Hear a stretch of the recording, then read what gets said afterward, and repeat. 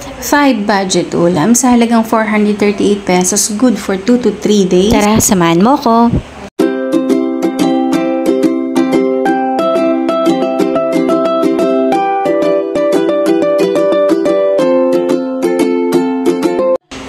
Umakyat ako sa mini talipapa dito sa amin at susubukan ko kung hanggang ilan ang kaya nating magawa sa budget nating 450 pesos. Ayan. So, umakyat ako at ito ang mga nabili natin.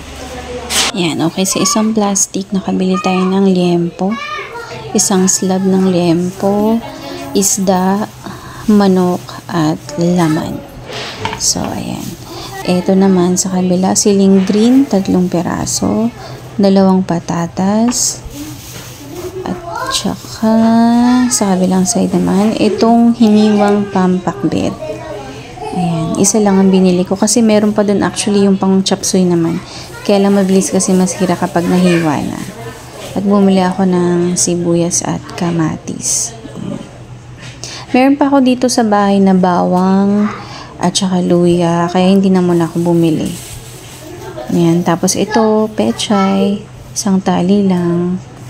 At pagkatapos, bumili rin ako ng pangmerienda natin ngayong araw lang. So, dito sa isang plastic, nakabili ako ng 1 pirasong mais na malaki. Ayan.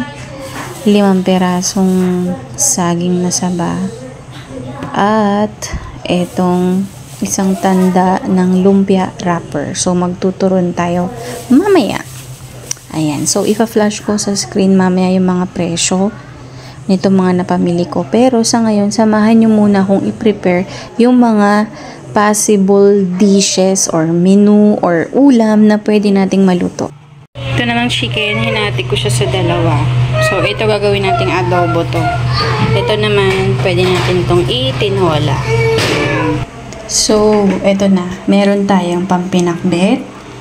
Meron tayong pang pritong isda or pwedeng paksiw na isda or kinamitisang isda. Merong pang nilaga or sinigang. At meron tayong pang tinola. Meron tayong pang adobo o kaya pang apritadang manok yan. At pang merienda mamaya. So, disclaimer mga mami, bali naka 438 pesos tayo. Hindi kasama yung bawang, luya, kalamansi kasi meron akong natira. So, normal yun na every household or tahanan na kapag namimili tayo, may natitira talaga sa huling pinamalengke natin. So, ito, suggestion lang kung paano at magkaroon kayo ng idea kung ano ang aabutin ng ating 400 pesos na budget. So, ayan. So, nagkaroon tayo ng mga 5 ulam at merong additional na konting lambing na merienda. Kaya 450 pesos lang ang budget natin for today kasi pecho di peligro na mga mami at malayo pa ang ating sahod. Ito na po naka-flash sa screen ang mga presyo ng aking napamili. Ang pinakbet mix 30 pesos, kamatis 6, sibuyas 2 piraso 3, siling green 5 piso 3, patatas 15 yung 2, saging 5 piraso 19 pesos, wrapper 10 pieces yun 12 pesos, mais 1 pirasong malaki 35 pesos, pechay 1 tali 15 pesos, pork laman nagpa-kilo lang ako ng halagang 50 pesos, liempo 1 slab or 1 hiwa ng liempo 97 pesos, manok 119 pesos at yung isda 32 pesos. Ayan. So, ito na ang ating mga napamili mami. 438 pesos, 5 ulam kasama isang merienda. Please subscribe to my channel mga sisibels para sa next palengke adventure. Next time may tour na tayo. Promise! Bye!